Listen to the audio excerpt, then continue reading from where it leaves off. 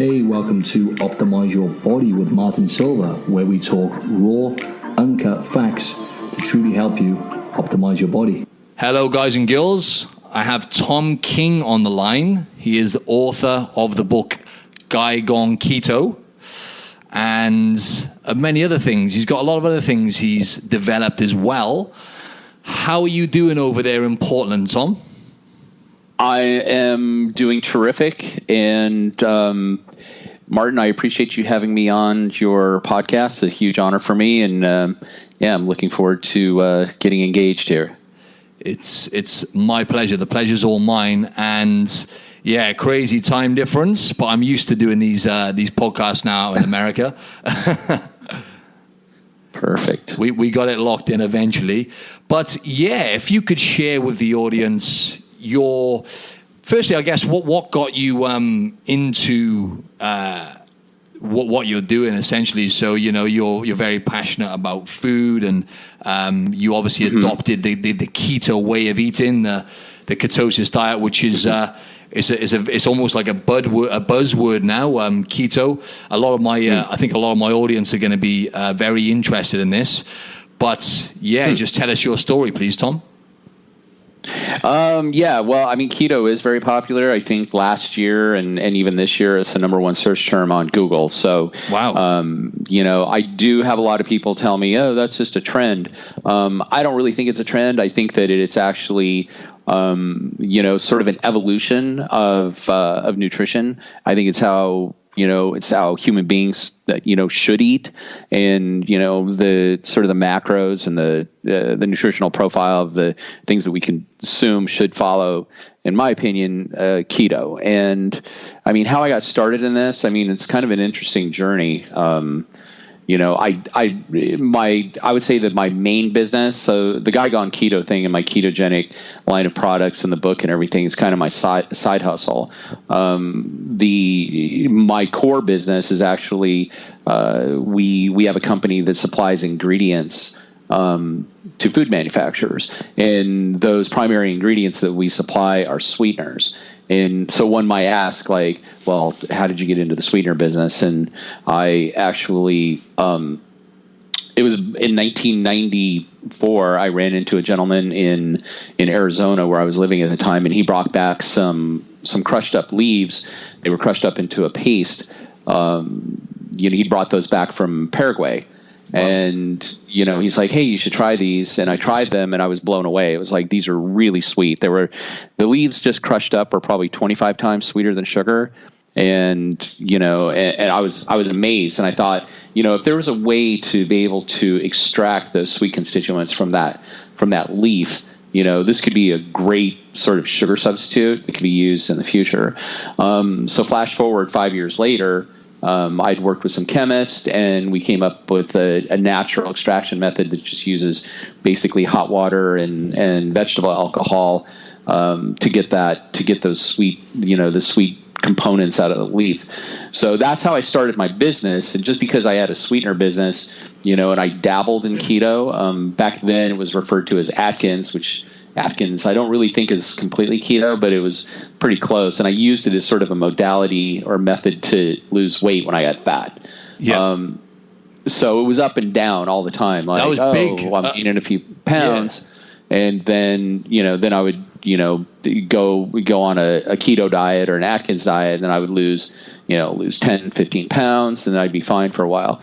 But what happened is, from not making that a lifestyle and just making it a diet, I saw my weight go up and down and up and down. But it was like, when it would go down, it wouldn't go down all the way. And when it would go up, it would go up just a little higher. So about 4 or 5 years ago, I think I hit a point of just bottoming out. I was 35 pounds overweight. My blood pressure was 179 over 90.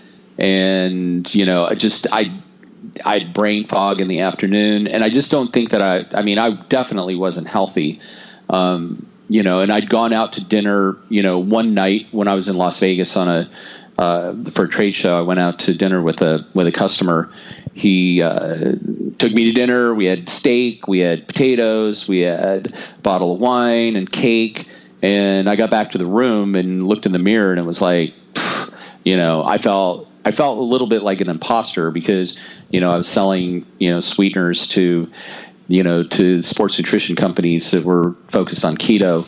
And, I didn't really follow it. I was eating pizza and cake and, and had, unhealthy, habits. And I think at that point, the pain of what I, sort of become had exceeded the pleasure of my bad habits. And, I started writing it down, like, what my intention was and what I wanted to manifest.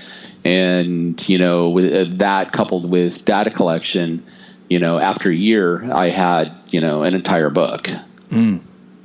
Awesome. Yeah. I'd like to, at the start of this conversation, I guess, just challenge you a little bit on the concept on the kind of background of the keto diet, because obviously everyone's different, right? So everyone has individual variances, and I can see how I think most people would benefit from trying a similar way of, eating keto I think most people would benefit, at least for doing it for a phase to see how they feel and how their body responds.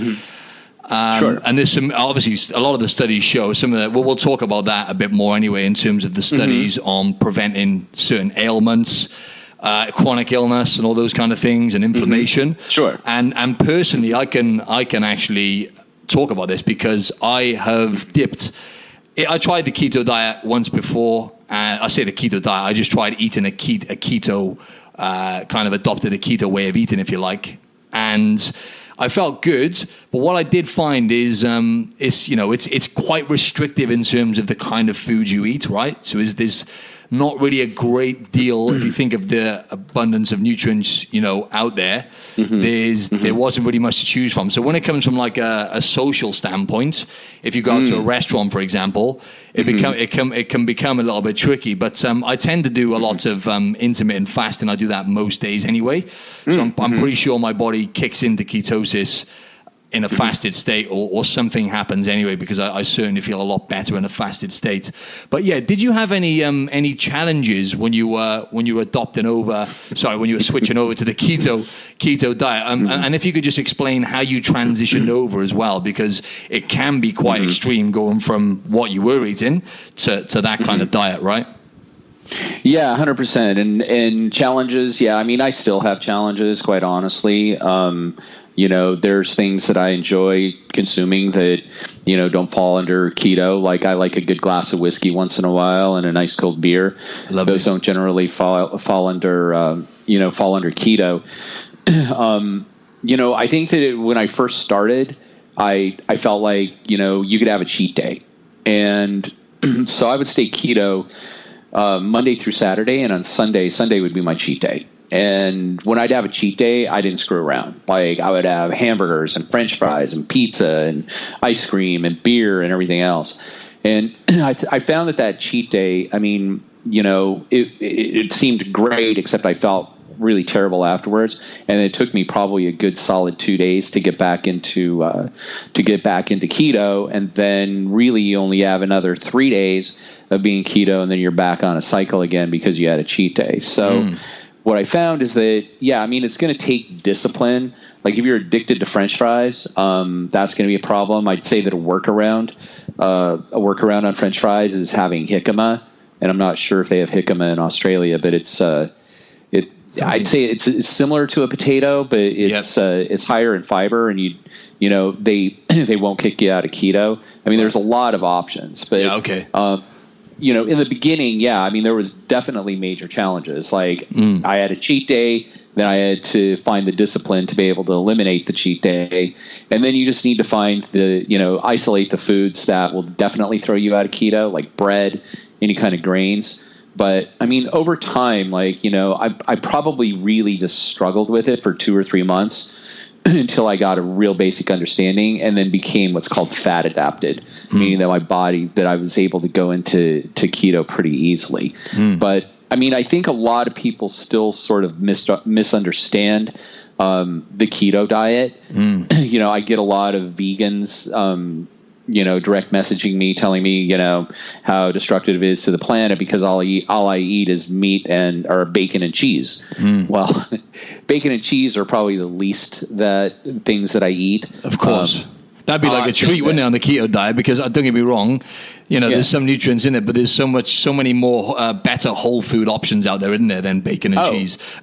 Yeah, 100%. I mean, like bacon and cheese. I mean, I love bacon and cheese, but it's not my main staple of what I eat. And I would say that I eat more vegetables now than I did before. It's just different types of vegetables. So the basic premise of the keto diet is 70% fat, 20% protein, and 10% vegetables. And those vegetables that you're going to eat are 10% carbohydrates. But the carbohydrates that you're going to get or eat are going to come from different types of vegetables. They're going to be coming from kale. They're going to be coming from broccoli, like cruciferous vegetables, like cauliflower and cabbage. Cabbage. I mean, I love cabbage. Yeah, they're my staples. They're my staples. Those cruciferous vegetables. They've been my staple for years. Yeah. So I mean, it's just they're loaded full of nutrients, and they just seem to make me feel great. Always my go-to. Yeah, 100%. But I mean, there's a lot of other value that they bring too. I mean, for the amount of density that you take in, they're pretty low calorie and they're pretty low carb. Exactly. And a high thermic effect as well because of all the fiber.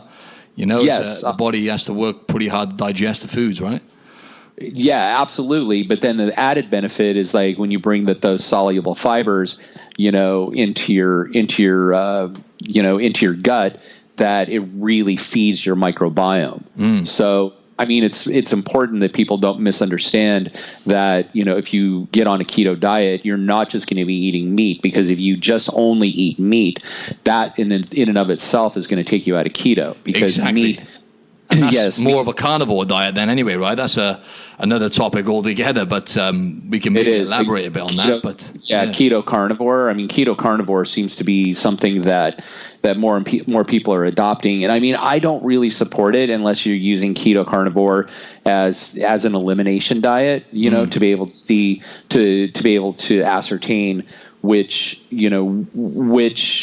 foods that are causing intolerances. I think that a keto carnivore diet might work, but I don't promote a keto carnivore diet. I mean, I promote a nutritional ketogenic diet, which is 70% fat, 20% protein, and 10% vegetables. And if it grows above the ground, basically you can eat it. If it grows underground, don't eat it because, it's going to be high glycemic.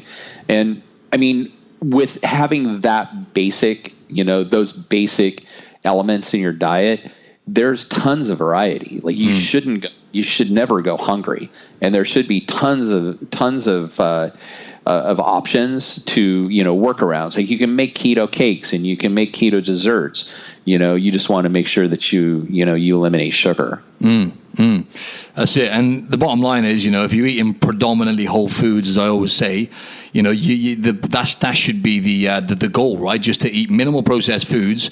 And if you're eating that way as well, I was just going to ask you about how the only problem I kind of see is there's so many extremes nowadays, right? Tom, with nutrition, it's like people are going from one extreme to another, and just based on the hundreds of people I've coached, and based on my own experiences, it's a process. So people are almost, like I said, it's a bit of a buzzword, like keto, even vegan. People want to attach themselves to something, and they make it part of their identity as well. And then when someone's going from eating a terrible standard kind of westernized diet, and then they're talking about jumping over to keto, it's just for based on what I've experienced, 99% of the time they're going to fail to sustain, because sustainability is key. And I think it would have to be a process. So I was just to give the audience a bit more of a detail, give us an example of the kind of food you would eat in a day, Tom, just so they know a bit more about what food sources are involved with the keto diet. Perfect. Yeah, I mean, okay. my diet's going to be a little different than everybody else's diet because, like you, I practice intermittent fasting. So I generally won't eat any food, any real food, until 12 or 1 p.m. So I have a feeding window of 12 or 1 p.m. to around 7 p.m. So that's really the only time that I eat. In that period, I'll have coffee, and I'll also have coffee with MCT oil in it and a little bit of stevia. So that would be sort of my morning mainstay. But around 12 or 1 o'clock, when I'm really good and hungry and ready to eat. Today I had a piece of salmon, and piece of salmon, 2 hard-boiled eggs, and a substantial amount of kale salad. And on top of that, I had balsamic vinegar and slathered it with a bunch of olive oil. Tonight, usually that holds me over because there's so much fat. Oh, I forgot that half an avocado too. Yeah, there we go. So it's a calorie-dense meal, but it's loaded full of healthy fats, right? Which just and a decent hit of protein to blend your appetite. Yeah, 100%. So the thing is, I didn't do the macros on it, but I would say I was getting close to 1,000 calories. Yeah, that's right. Yeah, I would say. Yeah, and so that was what 2 hours ago, 3 hours ago. So it was 3 hours ago, and food is not at top of mind at all. Like, I'm not thinking about food. I'm not getting hungry. So probably I'll get home around 6:30 or 7. Probably closer to 6:30, and I might have then that's when I'll snack. And usually my dinner is basically snacks, and I'll have nuts. Like almonds or walnuts or pecans or, macadamia nuts, and sometimes sunflower seeds, because sunflower seeds are really excellent to snack on if you're watching TV or you want just sort of some mindless munching. Pumpkin seeds are good as well. But I don't, and I might have some soup, made with bone broth. But that's probably going to be the extent of my dinner because I'm still going to be full from lunch. So yeah, sure. I would say that lunch is probably my largest meal of the day. And then dinner is sort of just a secondary meal, mostly snacking and grazing. Sure. Yeah. And I can definitely relate to that as well in terms of being full, because whenever I tend to eat very high fat meals most of the time, but personally I do function really well with carbohydrates as well, like some starchy carbohydrates. I'm very in tune with my body, and I just feel better, more energy, better performance in the gym as well when I include foods like sweet potato, and I have a little bit of rice here and there as well personally. So if anything, I would say I kind of eat, if I had to say, not attach myself, but if I had to say I eat a certain way, it would be more kind of like the paleo way of eating, where there's fruits and vegetables, more wider range of vegetables, like colored vegetables, which probably have more sugar in and stuff as well. But what's your thoughts on that way of eating? Like, because what I found as well with clients is a lot of them do thrive a bit more when they do when they do cycle carbohydrates and starchy carbohydrates and stuff like that as well, because obviously there's going to be some benefits with the nutrients and gut friendly properties in foods such as potatoes and stuff. So what's your thoughts on that, Tom, on like the paleo way of eating and actually having, like, if you were to eat those kind of foods, like some fruit here and there, I mean, would that be something you think that would be detrimental to you, or? Well, high glycemic carbohydrates definitely affect me. Yep. But I don't necessarily think that that's a bad thing. Because I think it's important to, occasionally cycle off of keto. And I'm not saying do a high carb diet, but introducing more carbs for maybe 1 week every quarter. Because what it does is it helps you create metabolic flexibility. So it helps train your body, to say, okay, so I'm burning carbs right now. Once the carbs are burned up, once my body's depleted of glucose, then now my liver is going to start metabolizing fats, and my brain's, my body's going to function on ketones. So I think cycling off, for me personally, cycling off, I think is pretty important. Maybe, once every couple months, maybe once a quarter at the most. But then again, I wouldn't put myself in an athlete category. I work out every day and I stay fit, but I'm not a bodybuilder, and I'm not a professional athlete, or even an athlete. I wouldn't even consider myself an athlete. Like my sports are fly fishing. Yeah.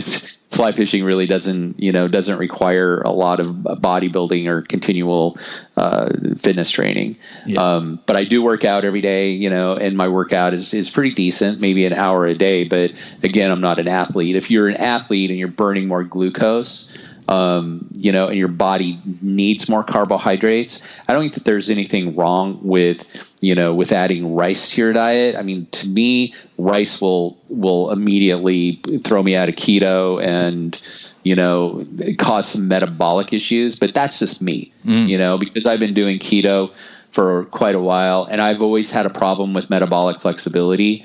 And I think that I could probably fix that by using high intensity training. Yep. And I think that really, high intensity training, like wind sprints and stuff, and bringing your heart rate up, pretty high. I think that would definitely increase my metabolic flexibility. And a friend of mine, Mark Sisson, told me, go do some wind sprints, fatso. And I'm like, all right. So it's so I do believe, keto.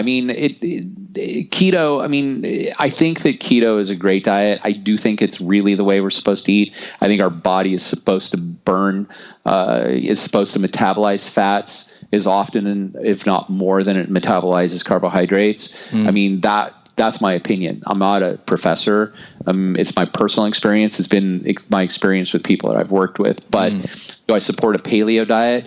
If a paleo diet works for you and you're fit and you're healthy, then I would say absolutely. If you're having problems with brain fog, if you're having problems with sort of neurodegenerative issues or seizures or inflammation, or just having problems with focus and energy, in the afternoons, I would say that, explore a keto diet, because it gives you a constant and continual, source of clean burning energy.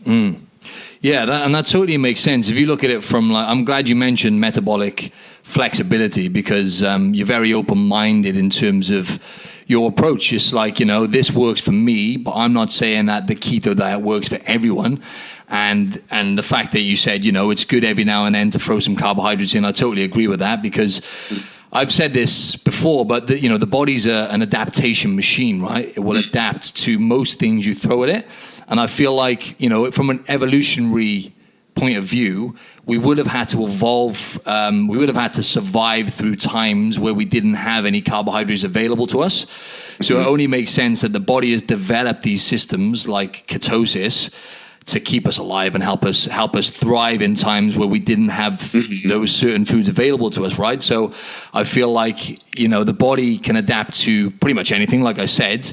But with the keto way of eating, there's definitely something to be said about that, because I always feel better in a fasted state. And in terms of my energy levels and my mental clarity, when I have a meal like similar to what you mentioned earlier, actually, plenty of vegetables, lots of healthy fats, and actually the saturated fats and, cholesterol and vitamins and minerals, choline or whatever it is that you get from egg yolks as well.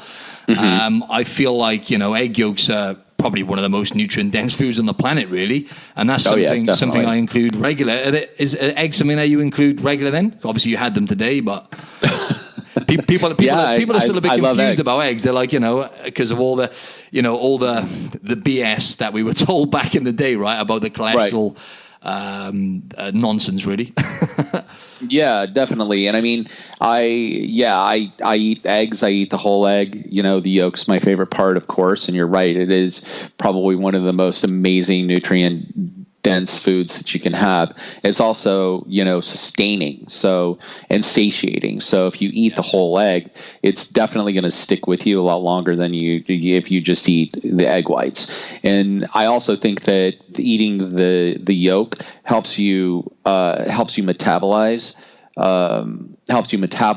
the whites. That's right. Yeah, because it's got lecithin. I believe it's got lecithin in it, which helps you Like I think something like that anyway helps you emulsify and break down the cholesterol and stuff as well, apparently. But yeah. Yep, it does. And so, yeah, I mean, as far as eggs go, and also, I mean, I got to tell you, I'm not really, I'm not afraid of cholesterol. Like my cholesterol is 231, which is on the high side. And, but when you really break it down to HDL and LDL, that's the indicators and plus triglycerides. So if you've got a high triglyceride level and you've got a lot of blood floating in your system and you've got a lot of inflammation and stuff as well, right? Yeah, 100%. But those are indicators that, that your body is not metabolizing your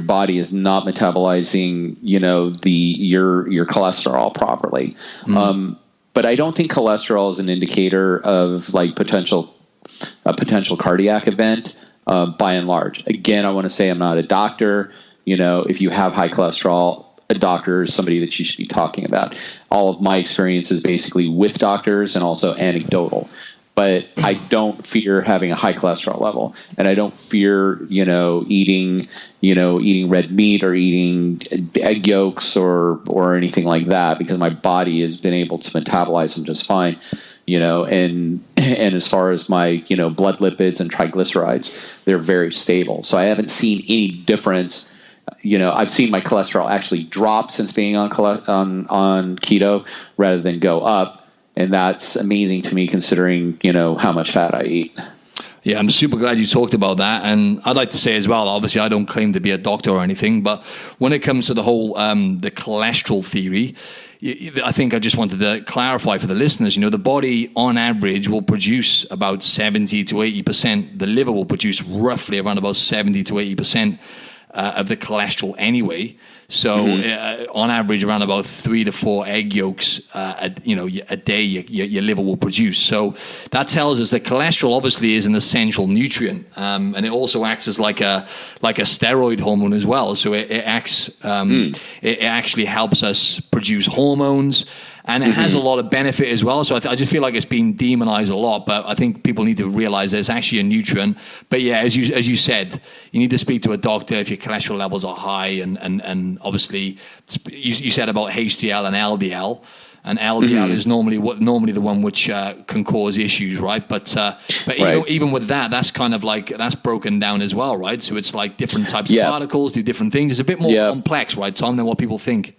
Yeah, it's very, very complex. I mean, if you really want to break into the deep science of LDL and, and triglyceride levels and how, that may or may not affect, a cardiac event.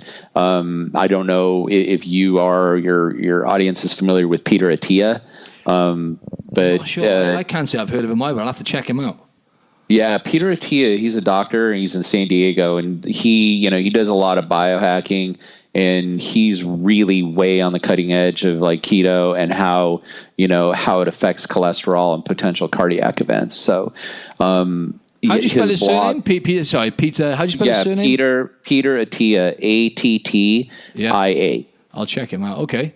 Great. Yeah, he has a podcast that's called The Drive, and it's pretty interesting. I mean, it's very, very sciencey stuff, Yep. But he really drills down into breaking down LDL into the, sticky plates that could potentially cause a cardiac event. And, and he really discusses, like the whole cholesterol thing and how, health can't be sort of determined by by the levels of cholesterol that we're showing in our blood tests. Great. Some awesome information there on nutrition. I guess we can segue into something related, which is the mind. Obviously, we're facing kind of not a great time when it comes to mental health ailments.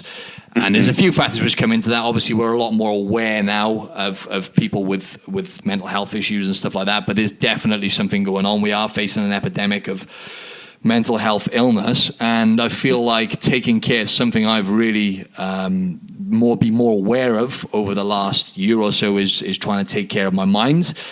And what I've noticed recently is I done a bodybuilding comp a few weeks ago for the first time in like 3.5 years, and everything else kind of takes a back seat, as you can imagine when you're about to step on stage. Yeah, it's obviously all about the the aesthetics and the superficial side of it, really. And what I did notice is I wasn't practicing my gratitude as much. I stopped meditating, and I'm finding it hard to get back into the flow of doing it. I'm slowly getting back into my gratitude, but I know you do a lot of mindfulness stuff, and you're big into the benefits, and is something you definitely practice. So talk to us a little bit more about that, Thom, please. That's an excellent question. Thanks for opening up that can of worms, Martin. Pleasure. So, yeah, I mean, the mental part, I mean, setting aside the keto diet, because the keto diet for me does really increase my brain function. But then, I mean, the whole, like the book that I wrote, Guy on Keto, the title sort of indicates that it's all about keto, but really what it's about is making a lifestyle change. And really part of that lifestyle change is that mind spirit connection. And so, I mean, the health component of it is making sure that you take care of your gut. Like gut health is super important because your gut is really responsible for about 90% of your serotonin production. And serotonin is really what's going to keep you happy, keep you, prevent depression. So really healthy gut, healthy mind. That's sort of the physical component of it. The more mental component is the meditation. And I think that if you are having a hard time meditating, create a morning ritual for yourself. Like really create a morning ritual that you are completely disciplined and completely dedicated to. And part of my morning ritual is journaling. And I really think that journaling has helped me so much and has helped me really stay on track. Like I've been journaling since 1994 and I've got a massive stack of journals that, I mean, I don't know what I'll ever do with it. It's just crazy. Yeah. And, sometimes I'll flip through it and I'm like, oh my God, that seemed like such a big deal then, but it's not a really big deal now. So, I mean, journaling is so rich because it gives you the ability to go back and look at your growth and see how much you've shifted. And then, I mean, also journaling, I would say that it's the sketch, if you will, of the masterpiece that you're about to create. And if I get a lot of questions of like, hey, I don't really get this journaling. How do you even get started? I've got this big blank page in front of me and I can't seem to get it going. And my response to that is good. Ask yourself some questions. I mean, that is how I start my journaling. The first part of my journaling exercise is, how do I feel? Like, how do I feel? Do I feel in touch with my body? Do I have any anxiety? Is there any kind of resentment that I'm feeling? What are the emotions that are going through my body? Think it and ink it. Get it down on paper. The next question I ask myself is, what will I do to do or be better today? Like, and it's sort of a reflection of what I did the day before and what I intend on doing today to be better, to be a better person, to be a better friend, to be a better boss. And a lot of it is listen more, hydrate more, portion control better, and live in a state of gratitude. And, and then naturally from there, I move into, well, what do I want to create or manifest? And that's when you can really get into the juicy stuff. Like, what do you want? What do you want to manifest in your life? What do you want to create? And your brain's kind of interesting because you can put things in the past tense, meaning, I created a bank account that had over $1 million in cash. So these are things that you can start putting, into your section on manifestation. Like, what is it I want to create? Do you want to learn a foreign language? Now I speak French. Do you want to, travel? I'm now visiting France for 12 months in 2020. Like, all of these things you put down as what you want to manifest. You get them on paper. And then the next step is gratitude. Like, what are the things that I'm grateful for today for, I'm grateful for, every single person in my life who loves and supports me. I'm grateful, for the businesses that I have, and I'm grateful for the lifestyle that those businesses provide me with. And I'm grateful for each employee, each customer, each tenant, who has helped me build those businesses. So if you go through the list, and even down to, I'm grateful for my breath, my healing breath. And then I wrap up my journaling process with an affirmation, and it's a breathing affirmation. And a breathing affirmation is so easy to do. It's like, with every breath that I take in, I draw, loving kindness, I draw health, I draw longevity, wealth, prosperity, abundance, any and everything, that courage, clarity, dignity, integrity, all of these things that you want to draw into your life. And then, the last section is, with every exhale, with every breath out, I release any and every, self-limiting belief, thoughts, habits, people, circumstances that no longer support, my higher purpose. And what is your higher purpose? I mean, defining your higher purpose is hugely important. Is your higher purpose contribution? Is it legacy? Is it just loving kindness and being gentle with people? So, and before you know it, you have an 8.5 by 11 inch piece of paper completely filled with words, and you're ready to begin your day. Fantastic. That's definitely something I need to do more of. It. I need to start doing, period, is the journaling, because I've heard so much about it, and it just makes total sense, really, right? Because we live in an era now where it's everything, with technology, and things just seem to be a bit more manic and crazy than ever, really. Everyone's in a rush, right, Thom? We're always in a rush to get here, there, and everywhere. We've got all this stimulus coming from all different angles, whether it's the iPhone or, wherever it is. I feel like, people spend, the average person, for example, will check their first email at before 7 a.m. and they'll work through till 7:30, 8 p.m. So the average person's working longer than they ever have in any time in human history, but they're not actually working.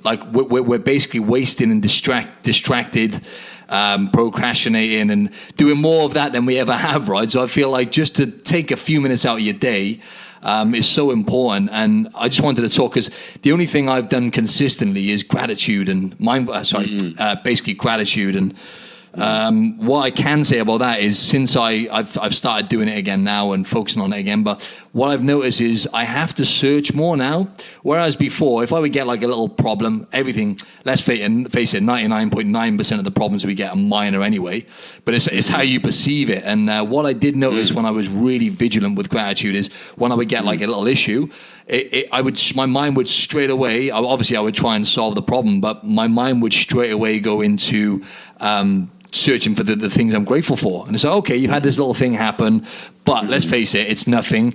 I'm grateful for this, I'm grateful for that. Whereas now, because I haven't been practicing it as much, I'm finding I have to search a lot more now, and I'm kind of making a mountain out of things which aren't necessarily that much of a problem at all, actually. So I can definitely tell you that it is important. But I just wanted to say, on the meditation and journaling side of it as well, how long do you actually spend, Thom? How long do you spend in the morning, just to give us more of an example altogether with those things? I spend quite amount of time, probably an hour and a half to 2 hours at least. Wow. So, when I get up in the morning, it's all about journaling, working out, meditation, self-care. And I honestly believe, for the longest, I would say up until probably 3 years ago, I was just all about grinding. Up at 4:30, I didn't care how much sleep I got, but I was going to be up at 4:30 and I was just going to be grinding it out the gym, and about, I don't know, maybe 6 months ago, I ended up in the hospital with burnout. Really? And I didn't have because the doctors told me, years ago, they're like, you have adrenal fatigue. And my attitude about adrenal fatigue was, adrenal fatigue doesn't really exist. That's just a thing. And so I just kept pushing. And then the last doctor is like, you're burning the candle at both ends. You are very, very close to being in adrenal failure. And I'm like, I don't even believe this stuff.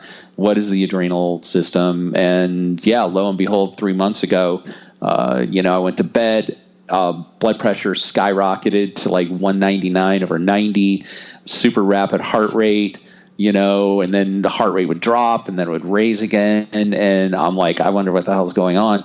And so I drove myself to the hospital and I told them, like, I think I'm having a cardiac event. And so they put me on EKG and, checked everything out. And they're like, no, you seem to be fine. So afterwards, I was just really curious and actually terrified, if the truth must be told, that what the hell is going on with me, because my heart rate was just all over the place. My blood pressure would be up and then it would be down, and, major fatigue and kind of feeling a little panicky. So I went to a doctor, they did a hormone test, and they're like, yeah, your testosterone level is like hardly there, but what was gone is like estrogen. And I'm like, well, I don't need estrogen. And the doctor's like, if you don't have estrogen, your heart stops. Yeah. And so it's basically, a vital hormone, isn't it? Yeah. It's vital. And so that was my crash course in the endocrine system, is having myself in a state of burnout where just about every one of my hormones was just shot. Like, it just wasn't producing anymore. And I was getting really weird, heart rhythms out of it.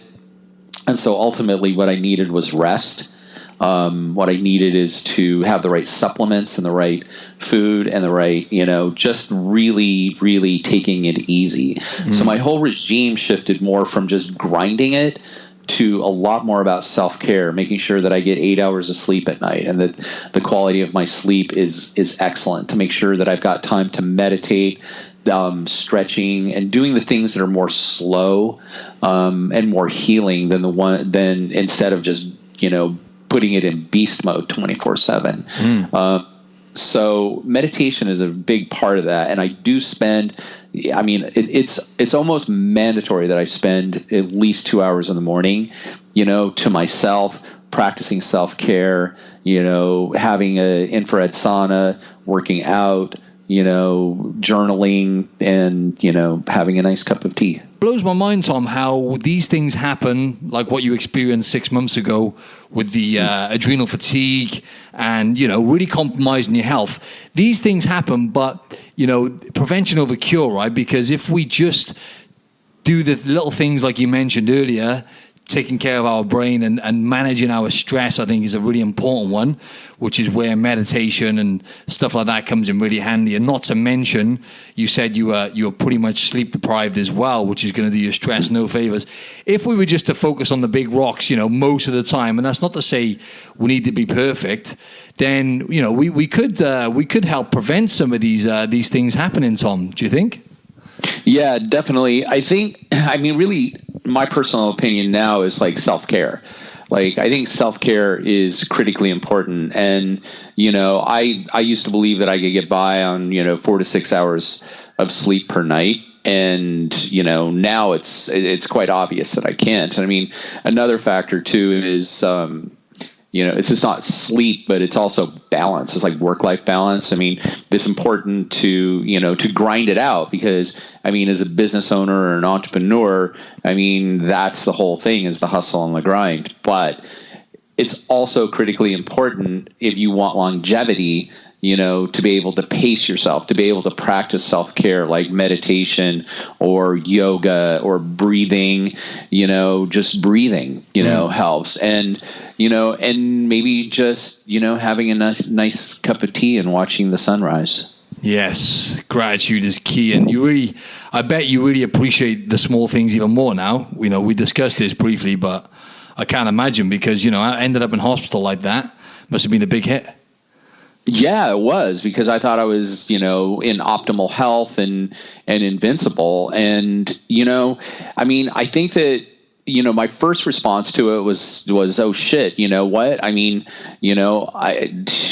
have to face my own mortality and my own health issues and stuff like that. But, the more I look at it, the more I think that it was really a gift. It was a huge gift that I'm extremely, grateful for, because it really helped me, develop greater levels of compassion for other people, because I didn't know what was going on, and the doctors didn't know what was going on until, I had all my hormone panels, checked. And it's like, zeros across the board, and they're like, "It's amazing, your heart's still beating."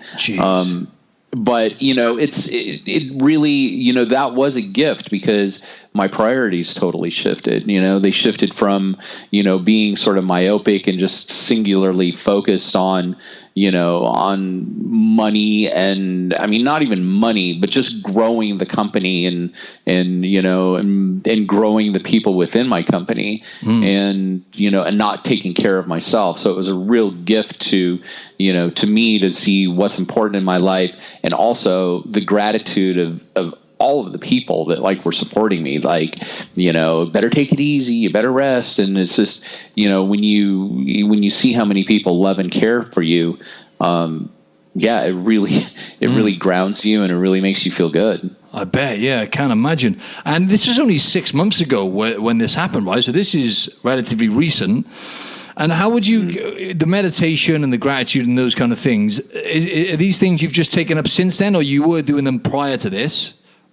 No, I was totally doing them prior. So I would journal every day. I would meditate every day. I practiced yoga. The problem was that I was not getting enough sleep. Yeah. I would, I'd run on 4 hours of sleep and think that that's probably okay. And I was just literally burning the candle at both ends. And so, yes, while gratitude certainly helps, and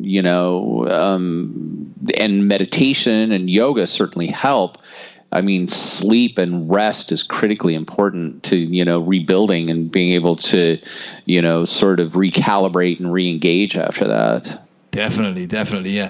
And we can kind of transition into your business, right? Because you were talking about the grind and not getting much sleep and trying to grow the business. Mm-hmm. So the business obviously played a huge part in this, in your attitude towards, continuously growing, and you've built, a multi-million-dollar business. So talk us through that. Talk us about the grit and the resilience and kind of the grind that it took to actually build the business to what it is now. It took quite a bit, because it's always, if you're running a business, it's always ups and downs. You hope for more ups than downs. But if it's not a financial situation, where the cash flow is not up to your expectation, then it could also be employees, this, we have a small business here, and it feels like a family a lot of times, and people squabble and fight, and there's disagreements, and being able to balance that all and create harmony and collaboration, takes a lot of work and effort. And sometimes, it's easy to get frustrated and to take things personally.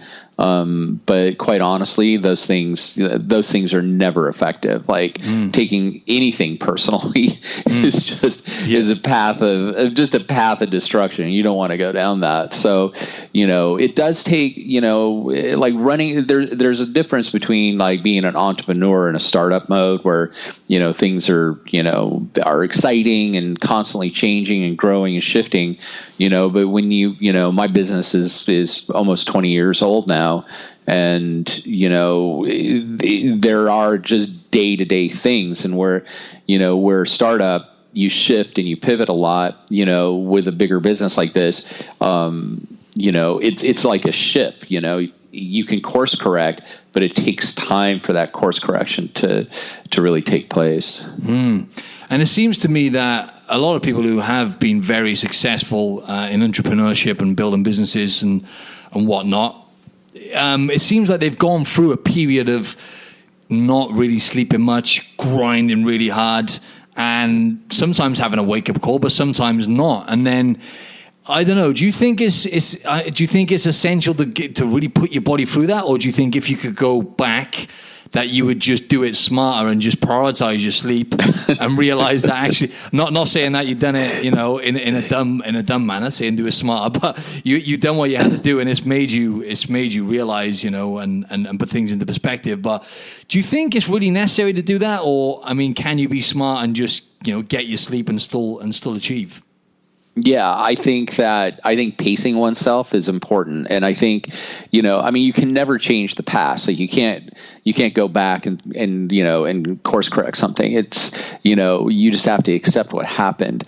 But my advice to people that are doing a 24/7 grind, trying to build their business is, I would take the advice of people that have done it and it didn't work out. Like, for me to do the 24/7 grind, it didn't really work out. I did it for a long time. I had doctors tell me, it's like, hey, you're running on borrowed energy here. It's like you really need to take a rest and rebuild. And I didn't listen to them because it's like, what do these guys know? It's like, I know my body, I know what I'm capable of. Yeah, but then when it turns on you, you're like, oh crap. It's like, no, those doctors were right. So I would say, if anybody in your audience, Martin, is doing a 24/7 hardcore grind on it, maybe hit the pause button for a second and take a look at your life and ask yourself, are you happy?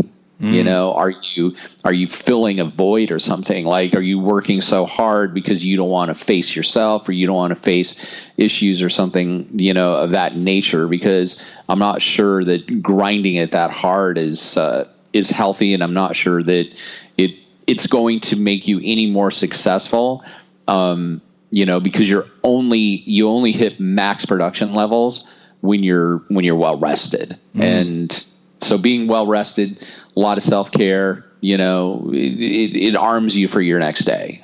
Yeah, absolutely. Fantastic. Talking about how you got your business off the ground, firstly, I guess this is kind of two questions in one, but could you just give us more details on what your business is, and kind of, because, the bottom line is 99%, pretty much, crazy like that, 99% of businesses fail, right? Or 9 out of 10. It's, the odds are stacked against you when you're trying to build a business. I don't think a lot of people realize, not that I've done it, but just from what I've observed, I don't think most people kind of especially young people going into it, realize quite what it takes to actually build, a business which is worth $1 million or whatever. Like I said, I've never done that, but from what I've observed. So, yeah, talk to us firstly about what your business is and what you do, and then what challenges and setbacks you faced starting out with a new business.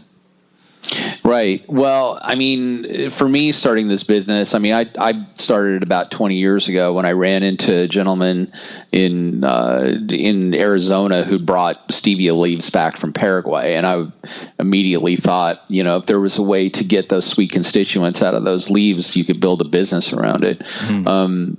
So in theory, it sounded quite simple, but and maybe it was, but it wasn't easy, because there was a process that we had to go through of figuring out a way to extract it, that we're just using water and vegetable alcohol.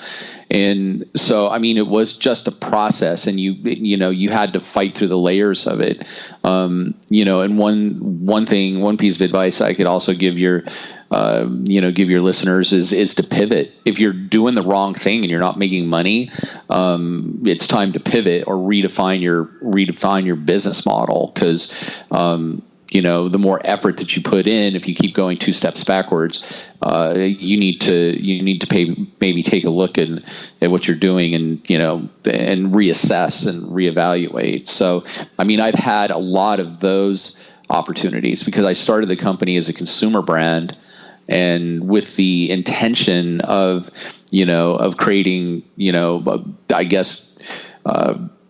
brand equity within the consumer level, and then being able to parlay that into an ingredient company. And so that's kind of what I did. But the ingredient side of this business, because we supply sweeteners and sweetening systems to food manufacturers that are looking to target keto and high fat, low carb, paleo, and low carb diet.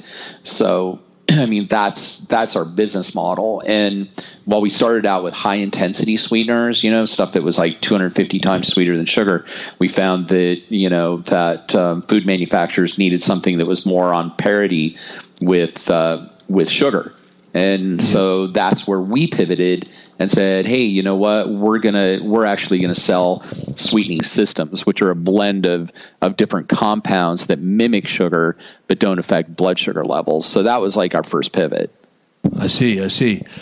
So in terms of the sweeteners you provide, they're natural sweeteners, because you mentioned stevia, which is that's from what I've from what I've gathered, it's one of the most natural kind of healthy types of sweeteners because it comes from a plant, right? But right. Talk to us about the kind of sweeteners that you attach your business to, and what you actually sell to these companies.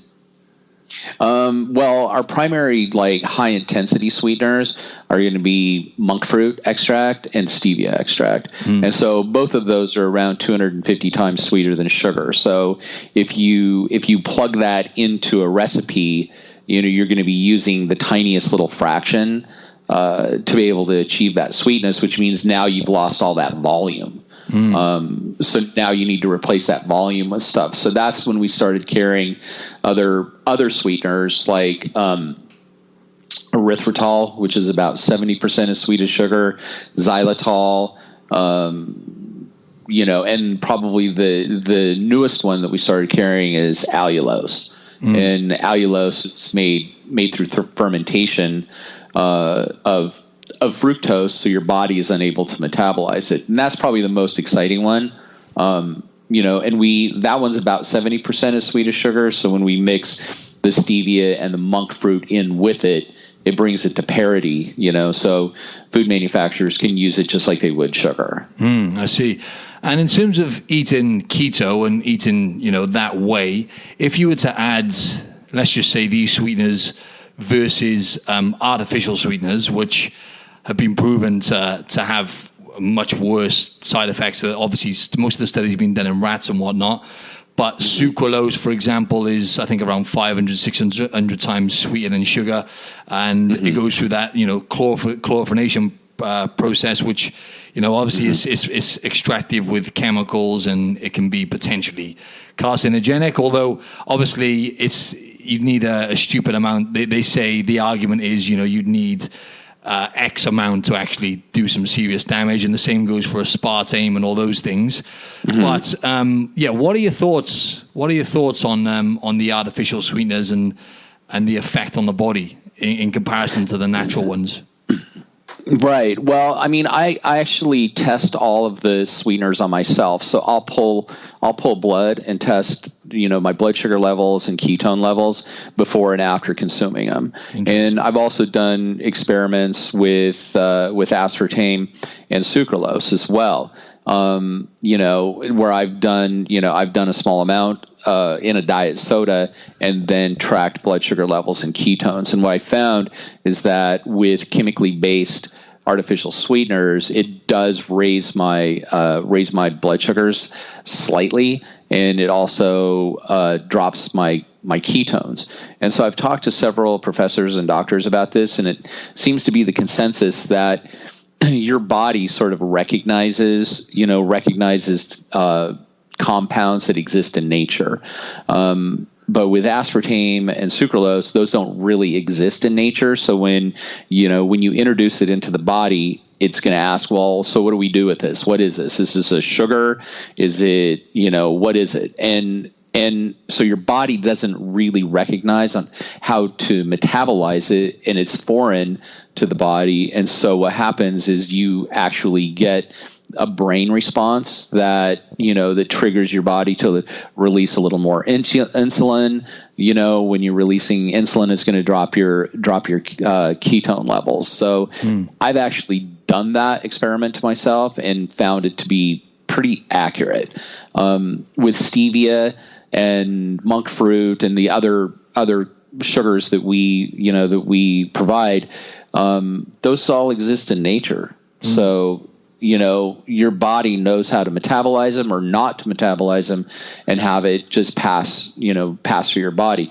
The one sweetener that I find to be probably the most exciting sweetener that I've gotten to work with is allulose. And allulose is made from a fermented fructose substrate, like a liquid. And what I found in consuming that is it actually lowered my blood sugar levels a little bit and raised my ketones. And I was really interested in the reasons behind that. And it really has to do with the bacteria that, with your microbiome that metabolizes it. Wow. But it's pretty interesting. Like I ate a bowl of ice cream with caramel topping. All of it was made with allulose, stevia, and monk fruit. And I pulled blood before, and then I pulled blood after, and it actually reduced blood sugar levels and raised ketones after eating a bowl of ice cream. Wow. So, go figure. Yeah. That's crazy. I've tried your Guy-Gone Keto sauces as well. Beautiful, mate. I've got to say, and I'm not just saying it because you're on the podcast, but the teriyaki one is the main one I've tried so far, and it's lovely. Yep. When I was going through prep for my competition, it was my savior, Tom. So thanks for that, mate. Nice. Oh, you're welcome. Glad to help. Good stuff. No, and with artificial sweeteners, what I find is, personally, based on my experience, having coached so many people, and with my own experiences, people who tend to eat artificial sweeteners regular, so you'll find generally you're going to find artificial sweeteners in processed foods primarily anyway.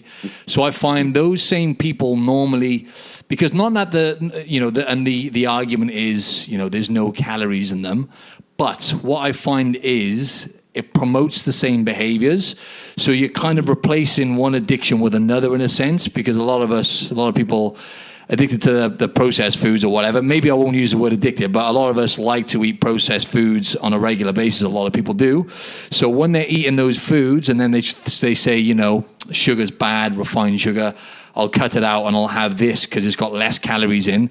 But what I find is those same people tend to eat the artificial sweeteners every day. They have to have them. So I find it kind of promotes the wrong behaviors. People who are having this, there's something in those sweeteners, is what I'm trying to say as well, is that keeps us wanting more. Now, I just think in general, having them regular every day, I'm talking about artificial sweeteners, just not ideal from what I've gathered, Tom, with most people. Yeah, I think that, consuming sugar triggers the same sort of pleasure zones in your brain as cocaine. And so it is addictive. Like, you can get addicted to sugar. I've seen people that are addicted to sugar. And I also think that since there is that brain response to artificial sweeteners, that it's not going to be too different than the same response that somebody gets from sugar. So, I do believe that all of those have certain, I don't know if I would say addictive properties, but definitely you can become somewhat dependent on them. And, if you eliminated them out of your life, that you might miss them and, feel like you're going to gravitate towards them. Yeah. There's pretty solid evidence towards that. That's right. Yeah, the evidence does point to that as well. And it's just common sense as well. Obviously, something that is, let's just say, 500, 600 times sweeter than sugar. It's been chemically manufactured in a lab or whatever. It's going to trick your brain, right? So it's obviously going to do something to your brain. That's the most important thing, that I think the piece that people miss. People who talk about, you've just got to be in a calorie deficit to lose body fat. It's really easy and simple. It is simple on paper, but to actually do that and sustain it is a different story altogether, because the psychology behind talking about processed foods, right? They especially with the, talking about artificial sweeteners, as we said, it's going to trick your brain into thinking it's getting sugar, but then obviously it's not getting the calories. So it's going to have some sort of psychological impact, right, Tom? Yeah, absolutely. If it does trigger a certain sort of brain chemistry, when you have, like heavy carbs, heavy sugar, or artificial sweeteners, it goes to reason that, that you will see some sort of dependency or, craving for that particular sweetener. Mm. And how often do you have natural sweeteners, Tom? Because obviously I know you mainly use the natural ones. Do you have them regular? Yeah. I do. I have them every day. So it's my go-to sweetener right now is called Keto Sweet, and it is the allulose stevia monk fruit blend. And I have it in a liquid form. Yeah. And so, if I'm going to have like some fat coffee, bulletproof coffee in the morning. I'll have a little squirt of it. And then when I have tea in the afternoon, I'll put a little bit in there as well. Nice. If you were to take, I'm just curious. I'm not trying to, I'm not trying to attack you here, but I'm just asking you only because with myself, prepping for comps and all that kind of stuff. What I find is if I just cut even natural sweeteners, because you're still getting that sweetness, I find if I just cut it out, I'm just better off generally. Like psychologically, it does something to my brain. With yourself, if you were to say cut the sweeteners out, would you still enjoy, let's just say, I don't know, like a bulletproof coffee, would you still enjoy it, do you reckon, without the natural sweetener? Yeah, absolutely. I mean, I don't have to have it every time. I can just have coffee straight and not miss it. But, I have that morning habit of, having my coffee with sweetener.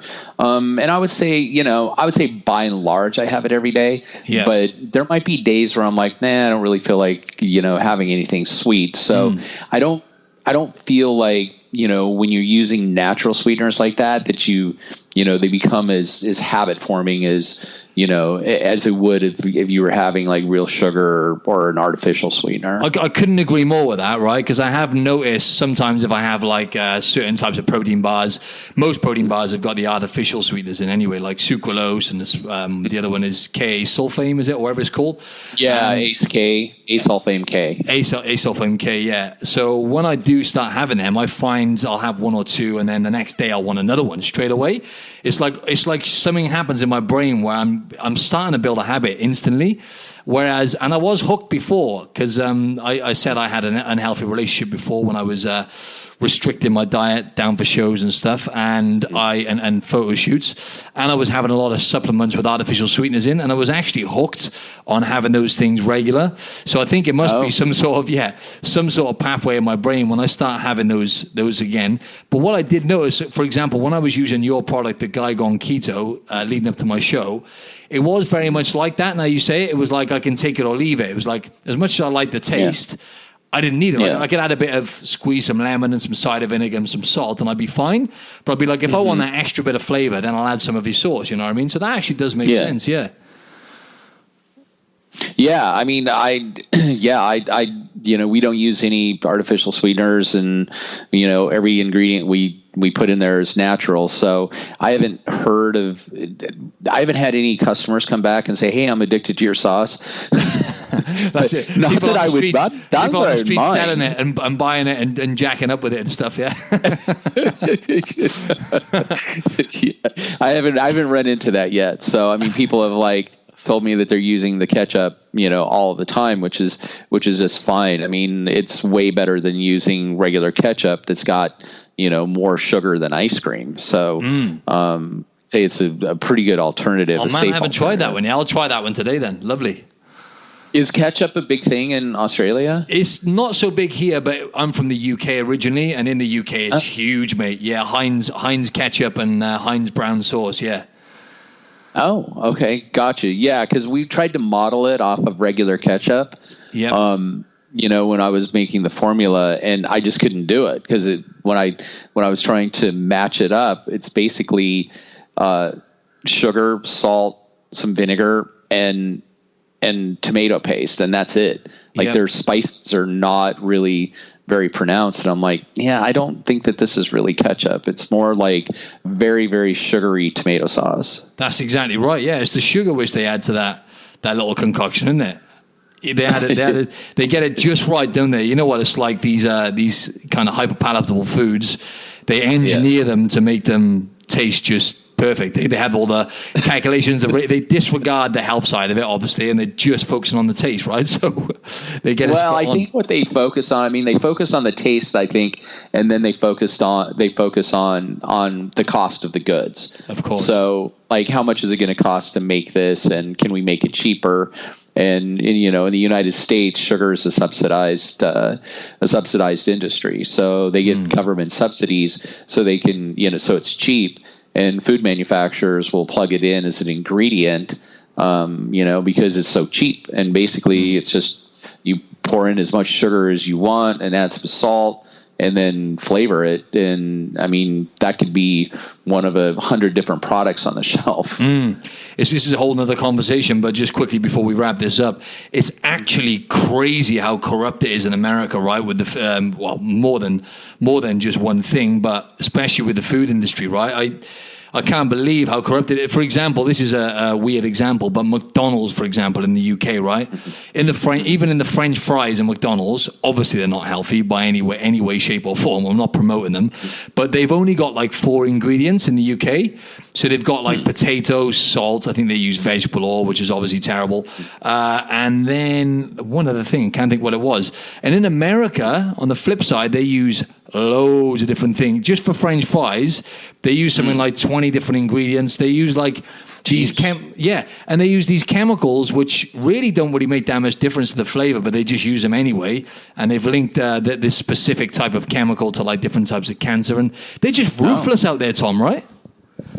I've seen ruthless behavior for sure. Yeah. I mean, I like to think that food manufacturers are not evil. I know. And that they're not trying to formulate food to addict people or to make people fat.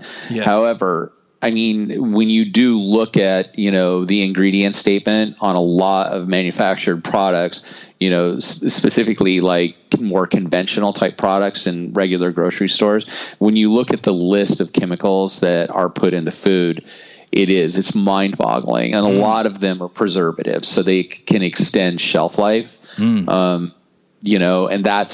that way they can keep it on the shelf for 3 or 4 years rather than keeping it on the shelf for 12 months, which means greater profits. So I would say that a lot of the chemicals you see are stabilizers and preservatives. Exactly. Yes. Just be aware of that, people.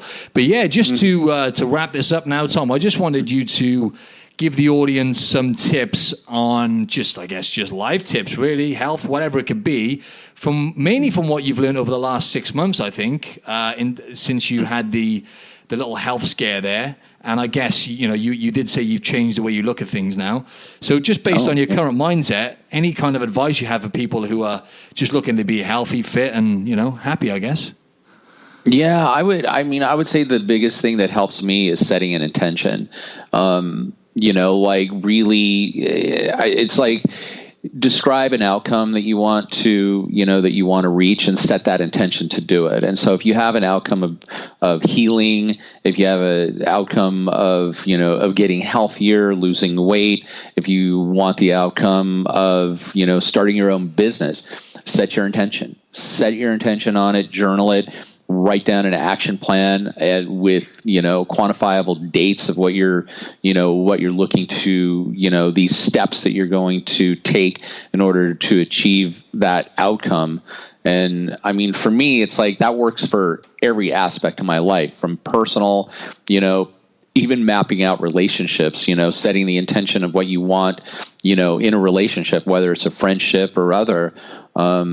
Setting intentions, I think, is critically important, and thinking it and inking it, meaning once you think of this intention, once you have that outcome that you want to achieve, write it down, keep it in a journal, because, that is how you're going to make, that intention manifest. Great. And one last quick question. I've started, only this week, meditating and writing down. Nice. I've started, and I've only short and sweet. I'm just starting off with like 5-10 minutes, just try and build it back up again. Beautiful. Yeah. And with the gratitude, I just started writing that down again now, because it's much more powerful putting pen to paper, as you mentioned. Yeah. And with the journaling side of it, just to start that out, you said earlier on in the podcast, just literally writing down, how do I feel, as an example, right? Oh yeah. I mean, I've had so many people ask me like the journaling question, like, how do I get started with it? Because all I'm doing is staring at a blank page. How do I get words onto that blank page? It's super easy. You just ask yourself questions. Ask yourself questions of, how do you feel today? Ask yourself the question of, how can I do or be better today? Ask yourself the question of, what am I willing to let go of that's holding me back? Like, For me, it's like letting go of fear of what other people think of me, and leaning more into self-acceptance and just acceptance. I also think asking myself, what am I grateful for today? And then once you start asking yourself those questions, you're going to find that page is going to be completely full. And then I love to wrap my journal up, or my pages up, with a breathing affirmation, meaning, with every inhale I take, I draw, abundance, I draw acceptance, self-discipline, wisdom, clarity, whatever it is that you want to draw into your life. And with each exhale, I release any and all self-limiting beliefs, habits, thoughts, people, circumstances that no longer support, my higher purpose of whatever that is. If it's legacy, if it's building a business, if it's contribution, or if it's just, peace of mind, and then that's it. You've got an entire page filled up, and then do it every day. Boom. That's great advice. Thanks very much, Thom. Boom. Boom. You nailed it. No messing around. Thanks. Cheers, Thom. It was a massive pleasure to have you on the show, and you dropped some great content there for the audience. Nice. Thanks so much, Martin. I appreciate it. You had some excellent questions, and anytime you want to talk again, I'm always here. Thank you, Thom. Where can they find you, the audience? Although I will add into the show notes. Probably the best place that I'm most responsive is any of the socials, Instagram, Twitter, all of them under Guy Gone Keto. If you go to guygoneketo.com, you can email me from there. But any of the socials, like follow us, direct message me, if you need support and help in lifestyle changes, I'm always here to help. Awesome. Thanks again, Thom. You're entirely welcome. Thanks for having me on, Martin. Thanks, buddy. Bye-bye.